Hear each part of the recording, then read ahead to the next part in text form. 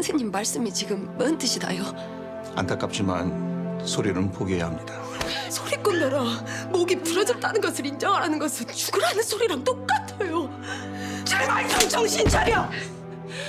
지가 어떻게 해야 소리를 다시 할 수 있는디요? 이번 8화는 고구마 100개를 먹은 것 같이 답답한 모습을 많이 보여줬지만 8화의 마지막 장면은 정말 충격적이었습니다. 정연이는 영서와의 긴장감 넘치는 오디션 끝에 득음에 도달해 무대를 완성하는 듯했으나 과도한 연습으로 무대에서 쓰러지는 충격적인 순간을 연출했는데요. 피를 토하며 무너진 정연의 모습은 극단적 선택의 끝에 다다른 그녀의 절박한 집념과 소리꾼으로서의 갈망을 강렬하게 드러내면서 뜨거운 눈물을 흘리게 만든 회차였던 것 같네요. 8화에서는 바보와 공주 합동 공연의 오디션이 진행되며 정연과 영서, 그리고 주변 인물들 간의 경쟁과 갈등이 최고조에 이릅니다. 강소복은 이번 오디션이 소리 실력으로 판가름 난다고 강조하며 모든 참가자가 반드시 2명씩 팀을 이루어야 한다고 설명합니다. 이는 정연과 영서에게 파트너 선택에 대한 고민을 안겨주는데 두 사람 모두 홍주란을 파트너로 고려하며 각각 그녀와 팀을 이루고자 합니다. 정연과 영서는 주란이 가진 안정성과 실력을 높이 평가하며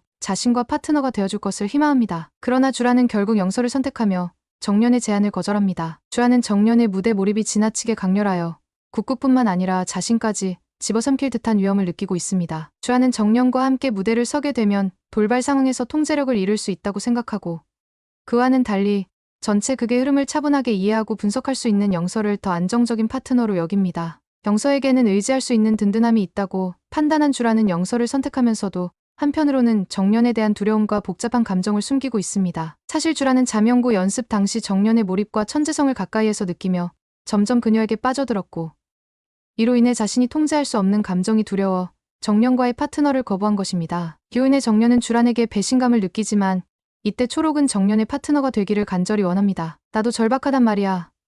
너하고 영서만 이 오디션 잘 보고 싶어 하는 거 아니야 라며 이 오디션에 간절함이 있음을 고백하며 정연에게 기회를 달라고 부탁합니다. 초록은 타고난 천재인 정연이나 기본기가 탄탄한 영서, 숨겨진 실력을 지닌 주란과는 달리 특출난 재능은 없지만 열정과 끈기로 정연의 파트너로 함께하고 싶어 합니다. 정연이는 결국 초록과 한 팀을 이루게 되어 최종적으로 정연 초록 팀과 영서 주란 팀이 구성되며 오디션 준비가 본격적으로 시작됩니다. 이 과정에서 해랑은 정연의 경쟁심을 부추기며 악의적으로 조언합니다. 해랑은 정연에게 동굴에서 며칠간 피를 토하며 연습하면 득음할 수 있다고 속삭이며 정연을 파괴적인 길로 이끌려 합니다. 중간중간 영서와 주란의 연습을 본 정연은 연기와 춤으로는 승산이 없음을 직감하게 되고 정연은 해랑의 말을 진심으로 받아들여 득음의 길을 걸어야 오디션에서 이길 수 있다는 것을 직감하게 됩니다. 경쟁에서 영서에게 지지 않기 위해 스스로를 몰아붙이기 시작합니다. 무리한 연습으로 목을 혹사하며 점점 몸 상태가 악화되지만 정연은 자신의 한계를 넘기 위한 집념에 사로잡혀 쉬지 않고 연습을 계속합니다. 이를 지켜보는 강소복은 과거 공선이 겪었던 비슷한 상황을 떠올리며 불안해합니다. 공선 역시 천재 소리꾼이라는 압박감 속에서 무대에 대한 집착으로 목을 혹사하며 소리를 내려 한 경험이 있었고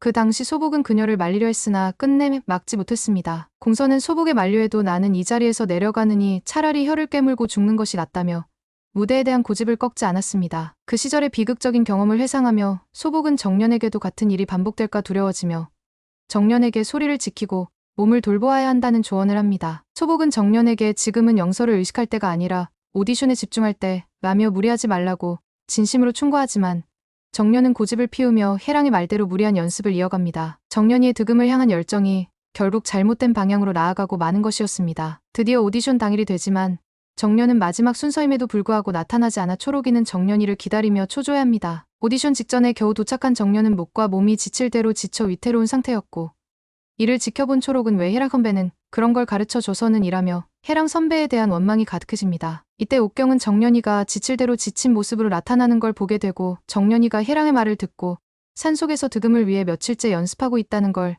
듣게 되자 해랑의 악의적인 의도를 알아챈 문옥경은 해랑을 꾸짖으며 너는 정연을 덫에 빠뜨린 것이라며 해랑의 비도덕적인 행동을 지적합니다. 이에 해랑은 자신은 단지 방법을 제안했을 뿐이며 정연이 자발적으로 선택한 것이라며 발뺌하지만 옥경은 단호하게 해랑의 행동을 비난하며 해랑을 떠나버립니다. 드디어 정연과 초록의 오디션이 시작되지만 정연의 몸 상태는 한계에 다다른 상태였고 그녀의 목소리는 중간에 나오지 않는 위기를 맞습니다. 심사위원석에서 이를 지켜보던 한기준은 이 틈을 타 오디션을 중단하려 했지만 소복은 정연이 오디션에 대한 열망을 포기하지 못할 것임을 알고 있기 때문에 심사위원들에게 이 아이에게 마지막 기회인지 모른다며 간절히 부탁하며 정연이 끝까지 무대에 설 수 있도록 고개를 숙입니다. 한기주는 여전히 탐탁지 않아 하지만 소복의 부탁에 정연은 간신히 오디션을 이어갈 수 있게 됩니다. 초옥이 맡은 평강공주 부분이 끝난 후 다시 정연의 차례가 돌아오지만 정연은 끝까지 소리를 낼 수 있을지 불안한 상태입니다. 그러나 정연은 남은 힘을 다해 마지막 소리를 냅니다. 힘겹게 소리를 쥐어짜내며 무대를 이어가던 정연의 목소리가 이내 갈라지기 시작하고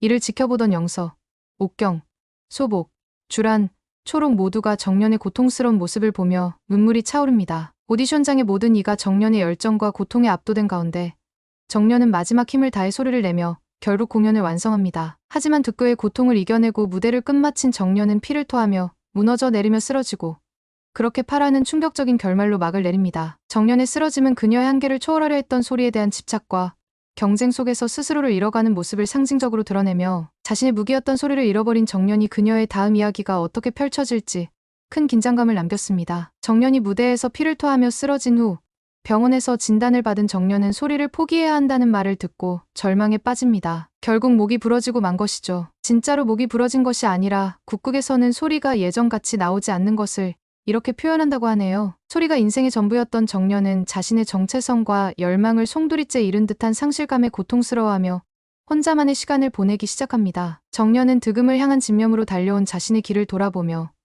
그 과정에서 국극과 소리에 대한 진정한 열망과 정체성을 고민하게 됩니다. 정연이 차갑게 멈춰선 가운데 영서와 주라는 정연의 빈자리를 뼈저리게 느끼며 씁쓸한 감정을 마주합니다. 오디션에서 이겼지만 실력으로 이긴 게 아닌 것을 알고 있는 것 같습니다. 정연의 무리한 도전이 비극을 불러왔지만 두 사람은 각자의 방식으로 정연에게 힘이 되어줄 것 같네요. 이후 정연은 소리를 되찾기 위해 더욱 절박하게 모든 방법을 시도할 결심을 할 것 같습니다. 약물에 의존해서라도 목소리를 되찾으려는 정연의 모습은 주위 사람들을 안타깝게 만듭니다. 강소복과 문옥경은 정연의 심각한 상태를 눈치채고 그녀에게 휴식을 권유하며 소리에 대한 집착을 멈출 것을 간곡히 권합니다. 그러나 정연은 그들의 권유에도 불구하고 포기하지 않고 소리를 되찾으려는 집념을 보여줄 것 같습니다. 그러다 정연이는 어린 시절 어머니 채공선이 겪었던 음악적 좌절과 그로 인해 남겨진 깊은 상처들을 마주하면서 자신의 길이 어머니의 진한 고통을 답습하고 있음을 깨닫게 될 것 같네요. 모든 것을 포기한 채 목포로 돌아간 흑감자 정연이는 어머니 채공선과 진솔한 대화를 나누며